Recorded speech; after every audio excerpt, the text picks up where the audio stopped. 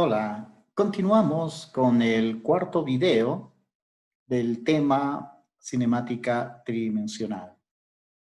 En este video estudiaremos los parámetros que nos describen cómo cambia la velocidad en el movimiento curvilíneo, es decir, la aceleración media y la aceleración. Empezamos.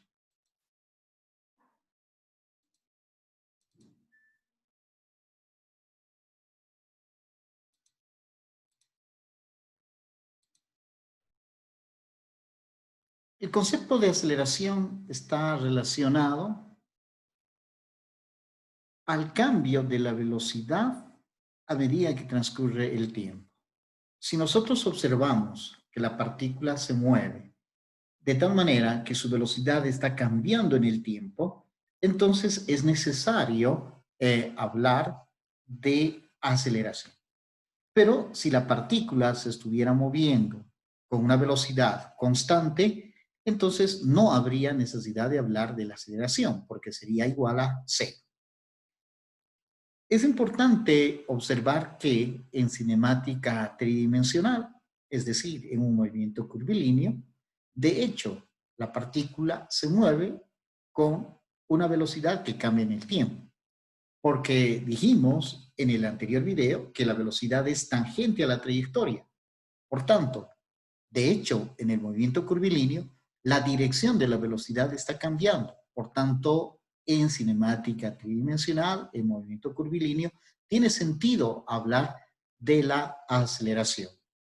Pero en el caso cuando la partícula se mueve en una línea recta, la dirección es constante. Pero si cambia la magnitud de la velocidad, entonces podemos hablar de aceleración.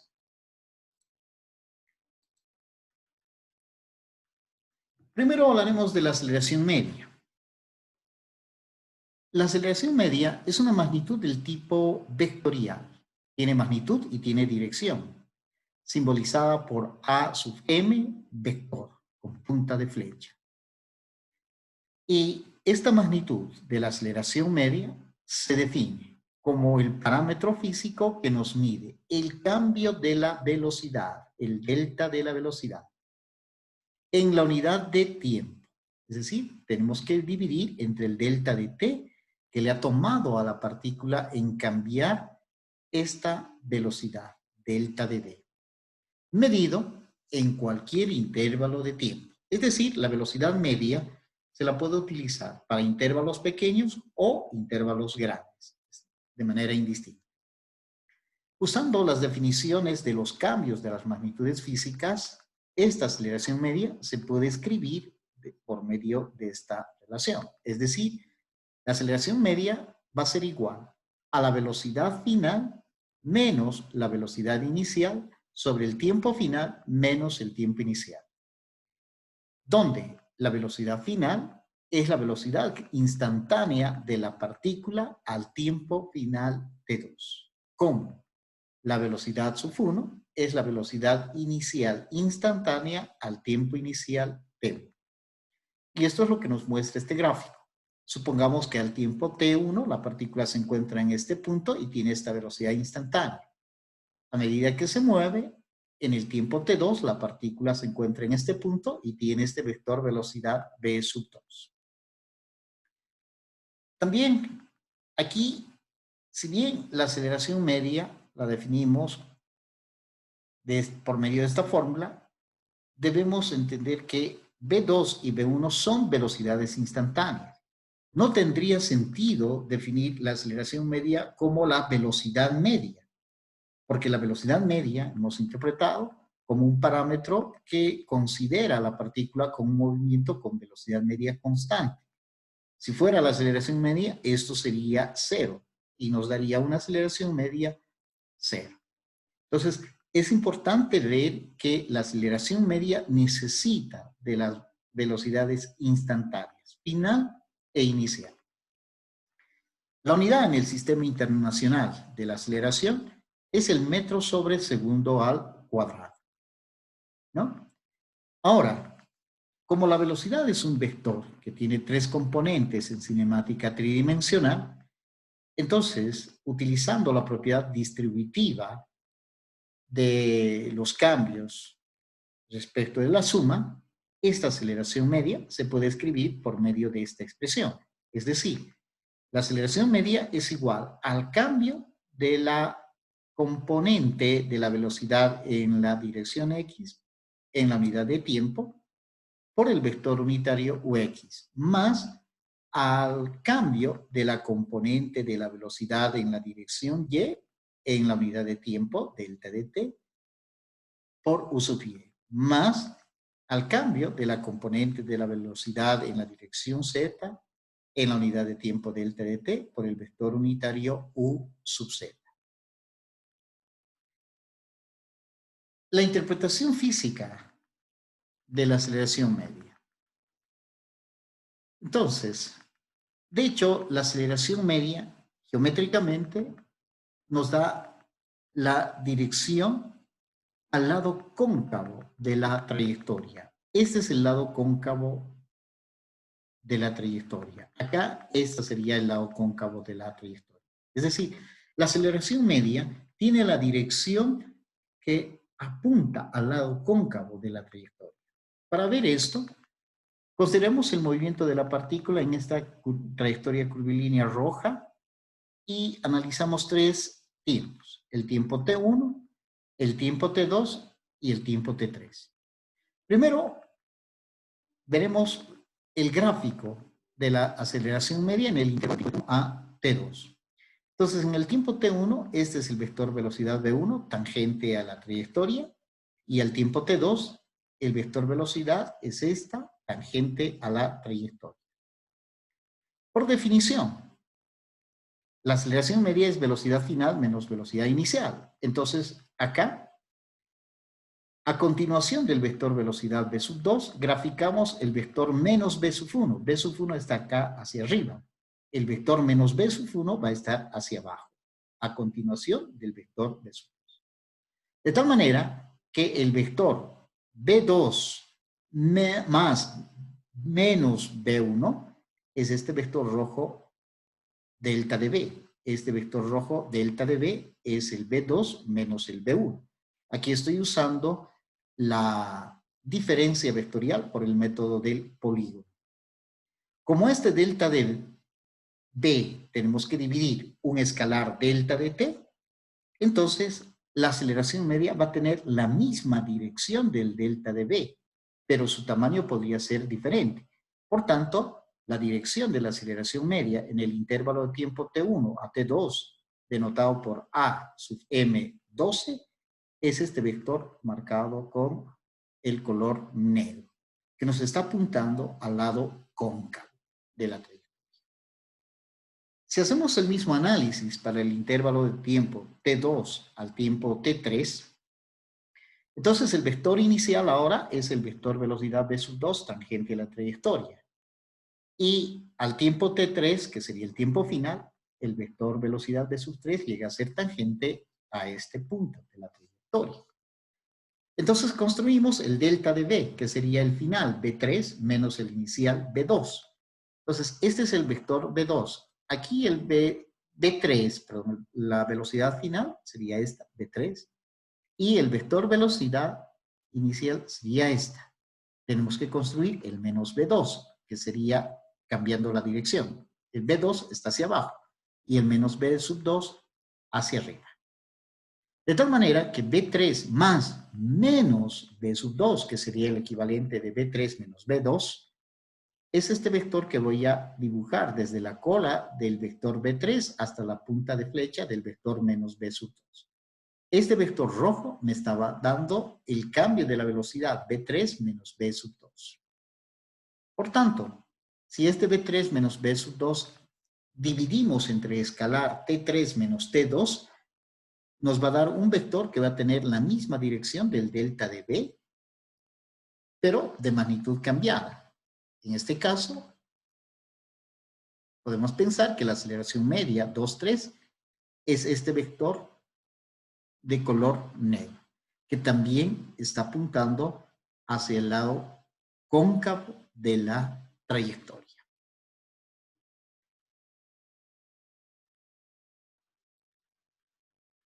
Entonces, esto nos permite concluir que el vector aceleración media es un vector que apunta al lado cóncavo de la trayectoria. Es decir, si estamos hablando de esta zona, la aceleración media estaría apuntando a este lado. Y para este otro intervalo de tiempo, la aceleración media estaría apuntando a este lado cóncavo de la trayectoria.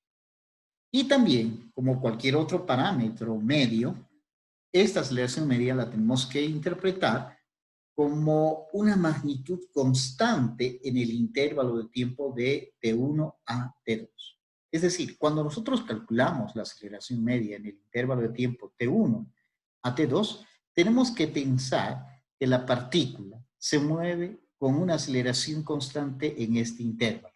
Entonces, en este punto dibujamos este vector aceleración media, lado cóncavo. En este punto tendrá la misma magnitud, la misma dirección. En este punto va a tener la misma magnitud y la misma dirección. El modelo de los parámetros medios es considerarlo como constante en el intervalo, aunque la partícula se mueva con una aceleración que vaya cambiando en cada punto. Es el modelo. Por eso es que decimos que la aceleración media no es un buen parámetro que vaya a describir el cambio de la velocidad, porque en el intervalo de tiempo la consideramos que ese parámetro es constante en todo ese intervalo, pero es fácil de calcular. Esta interpretación es exactamente la misma que hemos obtenido para la velocidad media, que la consideramos constante en el intervalo de tiempo T1 a T2, aunque en la realidad la partícula se mueva con una velocidad que va a ir cambiando en cada punto de la trayectoria. Esta dificultad supera el concepto de la aceleración instantánea o simplemente aceleración. Entonces, la aceleración es una magnitud del tipo vectorial, que tiene magnitud, tiene dirección, a vector. Y se define matemáticamente como el parámetro que nos mide el cambio de la velocidad, es decir, el delta de v, en la unidad de tiempo, dividido entre delta de t, que le toma a la partícula en cambiar este delta de v. Pero la diferencia es que el tiempo de observación, el intervalo de tiempo delta de t, en la cual vamos a calcular esa aceleración media, debe ser extremadamente pequeño, que matemáticamente se introduce por esta condición el símbolo del límite cuando el delta de t tiende a 0. Es decir, matemáticamente la aceleración se define como el límite cuando el delta de t tiende a 0 del delta de v sobre delta de t. Esto quiere decir que para calcular la aceleración instantánea, calculamos la aceleración media, pero sin olvidarnos que este intervalo de tiempo delta de t es extremadamente pequeño. Si nosotros aplicamos la definición de la derivada a esta ecuación, podemos concluir que la aceleración es igual a la derivada de la velocidad respecto del tiempo. En el sistema internacional, la aceleración se mide en metros sobre segundo al cuadrado. Como el vector velocidad tiene tres componentes en cinemática tridimensional, entonces, utilizando la propiedad distributiva de la derivada respecto de la suma, la aceleración también se puede escribir como la derivada de la componente x respecto del tiempo, u de x, más a la derivada de la componente de la velocidad en la dirección y respecto del tiempo por el vector unitario u sub y, más la derivada de la velocidad en la dirección z respecto del tiempo por el vector unitario u sub z.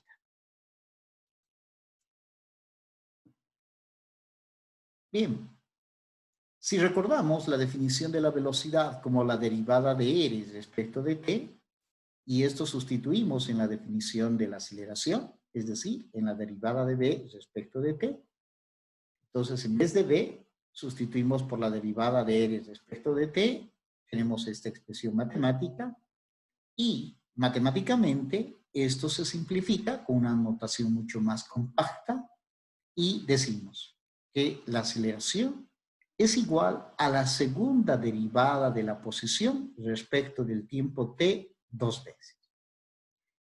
Es decir, para calcular la aceleración a partir de la posición, tenemos que derivar 2 veces la posición. La primera derivada me va a dar la velocidad. Si vuelvo a derivar la velocidad, voy a obtener la aceleración. En forma de componentes, esta aceleración también se puede escribir como la segunda derivada de la posición x respecto del tiempo t, 2 veces por u de x, más la segunda derivada de la coordenada y de la partícula respecto del tiempo t, 2 veces u de y, más la segunda derivada de la componente z respecto del tiempo t, 2 veces en la dirección u de z.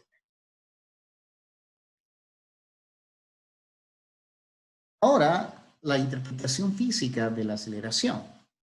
Entonces, consideramos el tiempo t, que sería el tiempo inicial, en la cual la partícula tiene este vector velocidad en esta trayectoria curvilínea roja.